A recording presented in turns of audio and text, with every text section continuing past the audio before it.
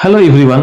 इस वीडियो में हम लोग कंप्यूटर के प्रकार को पढ़ने वाले हैं और ये हमारा कंप्यूटर पर दूसरा चैप्टर है। तो चलिए हम इसे स्टार्ट करते हैं और कंप्यूटर के कितने प्रकार होते हैं इनको डिटेल में समझते हैं। इनसे क्या क्या क्वेश्चन बन सकते हैं इनको भी हम लोग देखते हैं।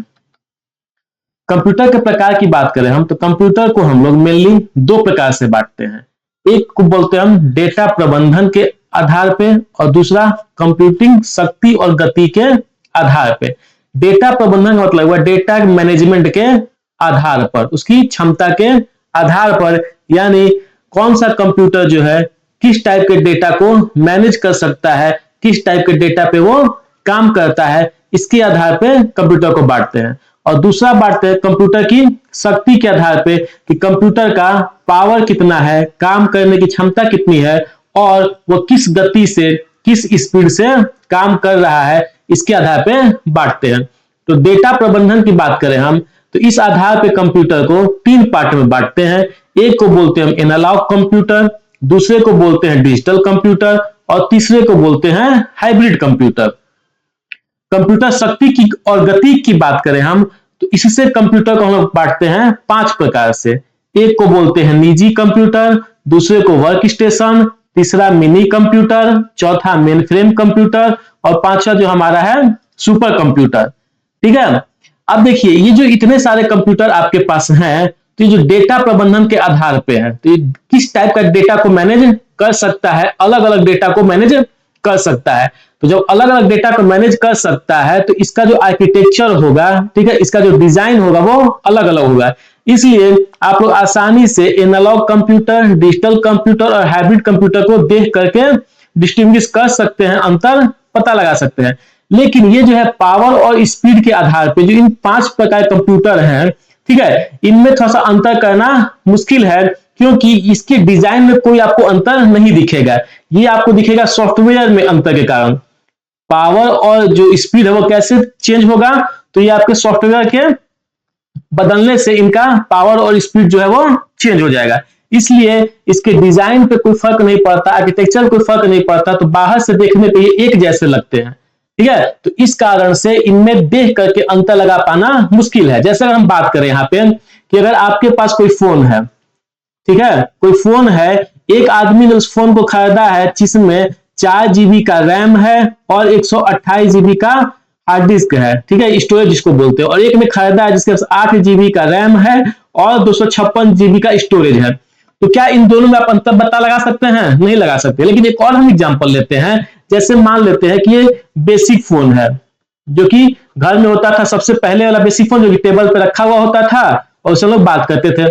उसके बाद आया आपके पास कीपैड फोन, ठीक है, जिसमें एक फोन होता था मोबाइल फोन जिसमें नंबर्स होते थे कीपैड वाले, और एक तीसरा आया स्मार्टफोन। ठीक है।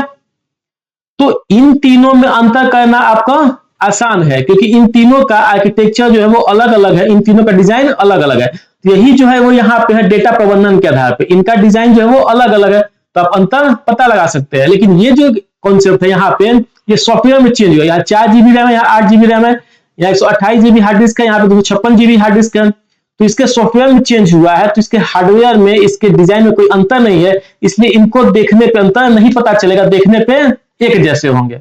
ठीक है। तो चलिए अब हम इन सब कंप्यूटर्स को डिटेल में समझते हैं और क्या क्या इनसे क्वेश्चन बनता है वो भी देखते हैं। पहला है आपके पास एनालॉग कंप्यूटर। एनालॉग कंप्यूटर क्या होता है तो इसमें ऐसा डेटा शामिल होता है जो लगातार बदलता रहता है, यह कंटिन्यूअस डेटा पर काम करता है। ऐसा डेटा जो कि लगातार बदलता रहता है। जैसे अगर हम बात करें टेम्परेचर की, टेम्परेचर जो ऐसा नहीं है कि ये 1 डिग्री सेल्सियस होगा फिर 2 डिग्री हो जाएगा, नहीं, ये 1 के बाद पॉइंट में 0.0001 कहीं होगा, पॉइंट के बाद 0.000002 कहीं होगा, इन दो के बीच में भी कहीं 1.5 आएगा। तो इस तरह से जो टेम्परेचर है वो कंटिन्यूअस बदलता रहेगा। ये आपका ऐसा नहीं है, हम गिनती नहीं कर रहे हैं कि हमारे पास 1 आम है फिर 2 आम हो गया, ऐसा नहीं है। तो ये हमारा क्या होता है, कंटिन्यूअस डेटा पे काम करता है, तो उस कंप्यूटर को हम बोलते हैं एनालॉग कंप्यूटर। एनालॉग कंप्यूटर जो भौतिक मात्राओं के साथ कार्य करते हैं और वास्तविक दुनिया की घटनाओं को वास्तविक समय में नापते हैं। अच्छा, भौतिक मात्रा क्या होता है तो फिजिक्स में आपने पढ़ा होगा भौतिक मात्रा में क्या क्या आता है, जैसे अगर हम बात करें समय आता है, चाल आता है, ठीक है, और बात करें हम टेम्परेचर आता है, लंबाई आता है, ये सब चीज जो हमारा क्या है भौतिक मात्रक है। तो भौतिक मात्रक को हम रियल टाइम में जब नापते हैं तो उसमें हम एनालॉग कंप्यूटर का यूज करते हैं। जैसे अगर हम बात करें तो हमारा एक एग्जाम्पल जगह स्पीडोमीटर और दूसरा जगह थर्मामीटर, ये दोनों भी क्या है एनालॉग कंप्यूटर के एग्जाम्पल हैं। देख रहे हैं थर्मामीटर जो है ये भी आपका एक प्रकार का कंप्यूटर ही माना जाता है, ठीक है। तो स्पीडोमीटर में हम स्पीड नापते हैं, तो स्पीड ऐसा नहीं है कि वो 10 के बाद डायरेक्ट 20 हो जाएगा, ठीक है। 10 के बाद ये जीरो जो जहां तक आप सोच सकते हैं 1 हो जाएगा, कि 10 के बाद 0 0 0 जो है 2 हो जाएगा, यानी कंटिन्यूअस बदलता रहता है। तो इसलिए हम इस टाइप के कंप्यूटर को या इस स्पीड कैलकुलेट करने में हम स्पीडोमीटर में एनालॉग कंप्यूटर का यूज करते हैं। क्लियर है तक। नेक्स्ट है आपके पास डिजिटल कंप्यूटर। डिजिटल कंप्यूटर जो होता है ये आपका 0 और 1 में काम करता है। इसमें 0 और 1 में ये डिस्क्रीट वैल्यू पे काम करता है। डिजिटल कंप्यूटर एक इलेक्ट्रॉनिक मशीन है जो डेटा को बाइनरी कोड 0 और 1 के रूप में प्रोसेस करता है, जो अंकों और तार्किक घटनाओं पर आधारित है। अंक कहने का मतलब है 0 1 2 3, और तार्किक घटना मतलब कहने का मतलब है जैसे एंड ऑपरेशन और ऑपरेशन, ठीक है, इन सब के आधार पर यह काम करता है।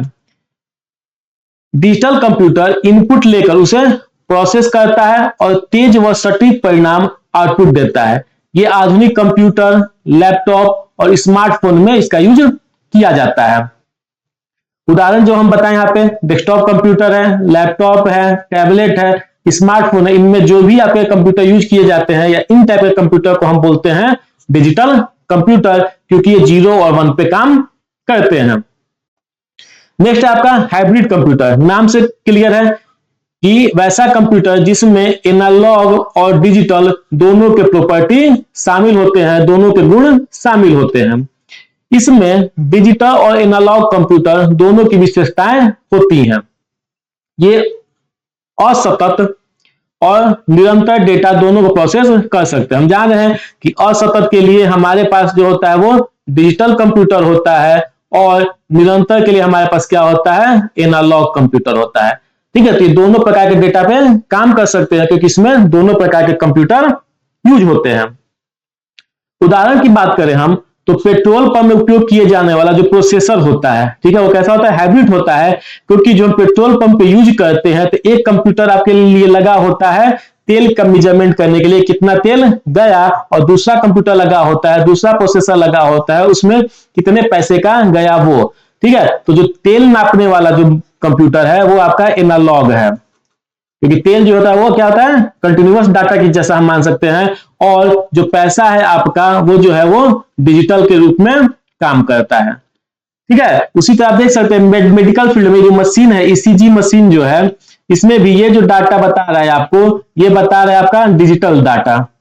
जैसे हार्टबीट है मान लीजिए, तो क्या हो गया डिजिटल डाटा, और ये जो नीचे में जो आपको दिखा रहा है जिग जैक वो आपका है एनालॉग डाटा, ठीक है। तो इस टाइप के कंप्यूटर को हम बोलते हैं हाइब्रिड कंप्यूटर। नेक्स्ट है आपके पास पर्सनल कंप्यूटर, जिसको हम लोग माइक्रो कंप्यूटर भी बोलते हैं, या पर्सनल कंप्यूटर जिसको हम बोलते हैं पीसी। जो पीसी हम लोग घर में यूज करते हैं उसको हम लोग पर्सनल कंप्यूटर। तो अब यहां से देखिए, यहां से आपका जो कंप्यूटर का डिवीजन जो है वो आपके पावर और स्पीड के अकॉर्डिंग में हो रहा है, तो इसलिए आप इसके डिजाइन पे कोई आपको डिफरेंट नहीं देखने को मिलेगा, सब एक जैसा मिलेगा। केवल क्या अंतर होगा सॉफ्टवेयर का। चलिए इसको देखते हैं।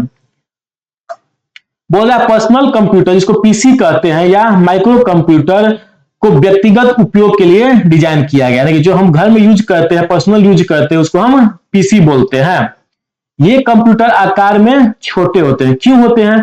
क्योंकि इनके सीपीयू के लिए माइक्रो प्रोसेसर का उपयोग किया जाता है। माइक्रो प्रोसेसर क्या होता है? तो जब किसी सीपीयू को एक चिप पे, ठीक है, एक चिप पे हम लोग माउंट कर देते हैं, फिक्स कर देते हैं, तो उसको हम बोलते हैं माइक्रो प्रोसेसर। ये दोनों जो है सीपीयू और माइक्रो प्रोसेसर एक दूसरे के जगह पे यूज होने वाले वर्ड हैं, ठीक है। सीपीयू जब एक चिप पर माउंट हो जाता है तो उसको हम नाम दे देते हैं क्या? Micro processor.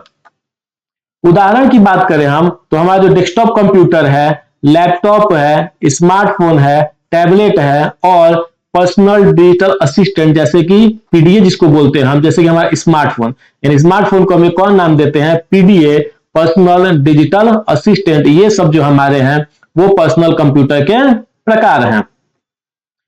पर्सनल कंप्यूटर हम कहाँ कहाँ यूज कर सकते हैं तो आप बखूबी जानते हैं, वर्ड प्रोसेसिंग में, वर्ड का काम करने के लिए, टाइप करने के लिए, कुछ लिखने के लिए, लेटर टाइप करने के लिए, ठीक है, इंटरनेट ब्राउजिंग करने के लिए, ईमेल भेजने के लिए, मल्टीमीडिया के क्षेत्र में ऑडियो वीडियो बनाने, सुनने, रिकॉर्ड करने, भेजने के लिए और गेमिंग पर्पस में हम लोग इसका यूज करते हैं।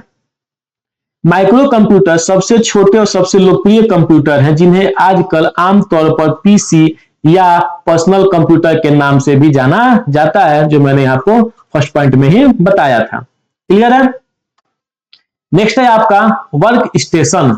वर्क स्टेशन क्या होता है? तो वर्क स्टेशन एक उच्च प्रदर्शन वाला शक्तिशाली कंप्यूटर सिस्टम है जिसे मुख्य रूप से पेशेवर उपयोग यानी कि प्रोफेशनल वर्क के लिए, पर्सनल के लिए नहीं, किसके लिए, प्रोफेशनल वर्क के लिए डिजाइन किया गया है। यह सामान्य डेस्कटॉप जो कि हम पीसी यूज करते हैं की तुलना में तेज प्रोसेसर, अधिक रैम, उच्च क्षमता वाले ग्राफिक्स कार्ड और बेहतर स्टोरेज ईसीसी मेमोरी से लैस होता है। ये एक प्रकार का मेमोरी है ईसीसी, जिसको हम नाम देते हैं ईरर करेक्शन कोड मेमोरी। तो जहां भी आपको शॉर्ट फॉर्म मिलता है उसका फुल फॉर्म आप याद रखिए, कोई एग्जाम में पूछे जाते हैं। तो इससे लेस होता है जो 3D एनिमेशन बनाने के लिए, आप एनिमेशन समझते हैं, 3D रेंडरिंग के लिए। अच्छा, 3D रेंडरिंग क्या होता है? तो किसी 3D डिजाइन को 2D डिजाइन में बदलना 3D रेंडरिंग कहलाता है। इंजीनियरिंग में, डेटा विश्लेषण में, वैज्ञानिक शोध में, वीडियो प्रोडक्शन में, वीडियो की एडिटिंग में, वैज्ञानिक सिमुलेशन में और कैड जैसे जटिल कार्यों के लिए बना है। कैड क्या होता है? तो कैड का फुल फॉर्म होता है, एक कंप्यूटर कोर्स है जिसको बोलते हैं कंप्यूटर एडेड डिजाइन, यानी कि कंप्यूटर पर किसी डिजाइन को बनाना कैड कहलाता है। क्लियर है यहां तक? वर्क स्टेशन उन कार्यों के लिए एकदम सही है जहां सटीकता, एक्यूरेसी और उच्च कंप्यूटिंग शक्ति, हाई कंप्यूटर पावर की आवश्यकता होती है। नेक्स्ट कंप्यूटर है आपका मिनी कंप्यूटर। मिनी कंप्यूटर क्या होता है? नाम से क्लियर है आपका। मिनी कंप्यूटर जो है एक मध्यम आकार का कंप्यूटर है जो मेनफ्रेम कंप्यूटर की तुलना में छोटा और कम शक्तिशाली होता है, लेकिन पर्सनल कंप्यूटर जो हम पीछे देखें माइक्रो कंप्यूटर से अधिक शक्तिशाली और महंगा होता है। ये मिनी कंप्यूटर है। मिनी कंप्यूटर जो हम आगे पढ़ने वाले हैं मेनफ्रेम कंप्यूटर, उससे छोटा और कम पावरफुल होता है, लेकिन पर्सनल कंप्यूटर से ज्यादा पावरफुल और महंगा होता है। जैसे जैसे हमारा कंप्यूटर पावरफुल होता जाएगा वैसे वैसे वो महंगा होता जाएगा। क्लियर यहां तक? यह एक मल्टी प्रोसेसिंग सिस्टम है। मल्टी प्रोसेसिंग मतलब है कि ये कंप्यूटर जो है एक साथ बहुत सारे प्रोसेसर्स पे काम कर सकता है, बहुत सारे काम कर सकता है। जैसे यहां देखिए, जो एक समय में 200 से अधिक उपयोगकर्ताओं का समर्थन करता है, यानी मिनी कंप्यूटर पर एक साथ 200 से अधिक पर्सन काम कर सकते हैं। मिनी पीसी जो है डेस्कटॉप कंप्यूटर का एक छोटा और कॉम्पैक्ट रूप है। मिनी पीसी जो है डेस्कटॉप कंप्यूटर का छोटा और कॉम्पैक्ट रूप है। आप यहां पे देख सकते हैं PDP-8, इसको याद रखेंगे। PDP-8 जो पहला मिनी कंप्यूटर था जिसे 1965 में घोषित किया गया था। पहला मिनी कंप्यूटर कौन था? PDP-8, जिसे 1965 में घोषित किया गया था। नेक्स्ट कंप्यूटर आपका मेनफ्रेम कंप्यूटर। ठीक है, मेनफ्रेम कंप्यूटर क्या होता है? तो मेनफ्रेम कंप्यूटर बहुत बड़े और शक्तिशाली कंप्यूटर होते हैं जो एक साथ लाखों उपयोगकर्ता, मिनी कंप्यूटर कितना था? 200 उपयोगकर्ता का सपोर्ट करता था, और मेनफ्रेम जो है कितना? लाखों उपयोगकर्ताओं और भारी डेटा को प्रोसेस करने में सक्षम है। ठीक है, तो इसमें देख रहे हैं कि ये ज्यादा पावरफुल है, तो ये जो आपका मिनी कंप्यूटर से महंगा होगा। ठीक है, ये आपके प्रोसेसर हैं। जैसे हमारा पीसी में प्रोसेसर हमारे सिस्टम के अंदर होता है, तो यहाँ देखिए मेन फ्रेम कंप्यूटर में आपका प्रोसेसर जो है वो कंप्यूटर से बाहर है, तो कितना बड़ा प्रोसेसर चाहिए कि ये कंप्यूटर में आ नहीं सकता है। और इस प्रोसेसर को एक साथ लाखों पर्सन एक्सेस कर सकते हैं। इन्हें मुख्य रूप से बैंकिंग, बीमा, सरकारी विभागों और एयरलाइंस रिजर्वेशन जैसे उन क्षेत्रों में इस्तेमाल किया जाता है जहां उच्च सुरक्षा, विश्वसनीयता और नॉन स्टॉप यानी 24x7 संचालन की आवश्यकता होती है। तो मेन फ्रेम कंप्यूटर का बैंकिंग के क्षेत्र में, बीमा के क्षेत्र में और सरकारी विभागों और एयरलाइंसों में यूज किया जाता है। नेक्स्ट है आपके पास सुपर कंप्यूटर। सुपर कंप्यूटर क्या होता है? तो सुपर कंप्यूटर सामान्य कंप्यूटरों की तुलना में अत्यधिक तेज गति और क्षमता वाले कंप्यूटर हैं जो प्रति सेकंड अरबों खरबों गणनाएं कर सकते हैं। आप समझ सकते हैं कितना ज्यादा ये पावरफुल है। ये प्रति सेकंड अरबों खरबों गणनाएं कर सकते हैं। ये एक साथ काम करने वाले हजारों प्रोसेसर का उपयोग कर सकते हैं। ठीक है, जैसे हमने पीछे में देखा था आपको कि यहाँ पे लाखों उपयोगकर्ता एक साथ काम कर सकते थे, तो उसी प्रकार यहाँ पे हजारों प्रोसेसर लगा हुआ है, जिसके चलते इसमें बहुत सारा कंप्यूटिंग पावर आ जाता है। तो इसका उपयोग मौसम की भविष्यवाणी, वैज्ञानिक अनुसंधान और जटिल सिमुलेशन के लिए किया जाता है। तो इसका एग्जांपल याद रखेंगे, मौसम की भविष्यवाणी पूछा जाए तो ये किससे किया जाता है? सुपर कंप्यूटर से। वैज्ञानिक अनुसंधान किससे किया जाता है? तो ये भी सुपर कंप्यूटर से किया जाता है। भारत का सबसे तेज एआई सुपर कंप्यूटर एरावत है। इसको याद रखेंगे, ये इंपॉर्टेंट है। भारत का सबसे तेज एआई सुपर कंप्यूटर एरावत है। अगर हम सुपर कंप्यूटर फुगाकू की बात करें तो वो जापान का है और समिट और सियरा अमेरिका के सुपर कंप्यूटर हैं। नेक्स्ट है आपका क्वांटम कंप्यूटर। ये समझते हैं क्वांटम कंप्यूटर क्या है। ये अभी आपका जो है वो डेवलपमेंट फेज में है, यानी कि अभी स्टार्टिंग फेज में है। इसके डेवलपमेंट पे काम हो रहा है। ये होता क्या है? तो क्वांटम कंप्यूटर एक अत्यधिक उन्नत तकनीक है जो पारंपरिक कंप्यूटर की तुलना में करोड़ों गुना तेज गणना कर सकती है। जो पुराने कंप्यूटर हैं उनकी तुलना में करोड़ों गुना तेज गणना कर सकता है, करोड़ों गुना तेज काम कर सकता है। ये जो फिगर है आपका, ये जो है वो क्वांटम कंप्यूटर है। ठीक है, ये जो है बीट 0 और 1 के बजाय क्यू बिट्स पे काम करता है। अभी तक पीछे हमने जितने कंप्यूटर देखे थे, ठीक है, वो किस पे? 0 और 1 पे काम करते थे, लेकिन ये क्वांटम कंप्यूटर जो है वो क्यू बिट पे काम करता है। इसको याद रखेंगे क्योंकि ये पूछा जा चुका है, क्वांटम कंप्यूटर किस बिट का उपयोग करता है? तो ये क्यू बिट का उपयोग करता है। क्यू बिट क्या होता है? तो सुपरपोजिशन होता है किसका? 0 और 1 का। यानी कहने का मतलब है कि ये ऐसा कंप्यूटर है जो एक साथ 0 भी हो सकता है और 1 भी हो सकता है। बाकी पहले कंप्यूटर थे वो एक टाइम में एक ही हो सकते थे, या तो 0 हो सकते थे या 1 हो सकते थे, लेकिन ये एक टाइम पे दोनों हो सकता है, 0 भी हो सकता है और 1 भी हो सकता है। इसलिए बोलते हैं कि क्यू बिट्स जो है वो 0 और 1 के सुपरपोजिशन के कारण बना हुआ है। ये मशीनें जटिल डेटा साइंस, नई दवाओं की खोज, ये याद रखेंगे, नई दवाओं की खोज, बेहतर सुरक्षा यानी कि क्रिप्टोग्राफी, जलवायु परिवर्तन और जटिल वित्तीय मॉडलिंग में सहायक होता है। तो इसको याद रखेंगे मेनली कि नई दवाओं के खोज के लिए जो होता है वो क्वांटम कंप्यूटर का यूज किया जाता है। पारंपरिक कंप्यूटर की तरह यह एक एक करके गणना नहीं करता है, बल्कि एक ही समय में सभी संभावित रास्तों की गणना कर सकता है। जैसे हम किसी प्रॉब्लम को सॉल्व कर रहे हैं और इस प्रॉब्लम को सॉल्व करने के पास हमारे पास 3 तरीके हैं। कितने तरीके हैं? 3 तरीके हैं। तो पुराने कंप्यूटर, जो पारंपरिक कंप्यूटर बोल रहे हैं हम, तो पुराने कंप्यूटर क्या करते थे? ये पहले फर्स्ट वाले का देखेंगे कि ये कौन सा सॉल्यूशन है, फिर सेकंड सॉल्यूशन बनाएंगे, फिर थर्ड सॉल्यूशन बनाएंगे। लेकिन क्वांटम कंप्यूटर क्या है? जो एक ही साथ तीनों सॉल्यूशन को बना सकता है। इससे टाइम का बचत होगा और जो कंप्यूटर का स्पीड है वो काफी ज्यादा बढ़ जाएगा। भारत का पहला क्वांटम कंप्यूटर आंध्र प्रदेश में, कहा? आंध्र प्रदेश के अमरावती में लॉन्च किया गया है, जो नेशनल क्वांटम मिशन का हिस्सा है। इसका हिस्सा है, नेशनल क्वांटम मिशन का हिस्सा है। क्वांटम कंप्यूटर अभी प्रारंभिक अवस्था में है, ठीक है।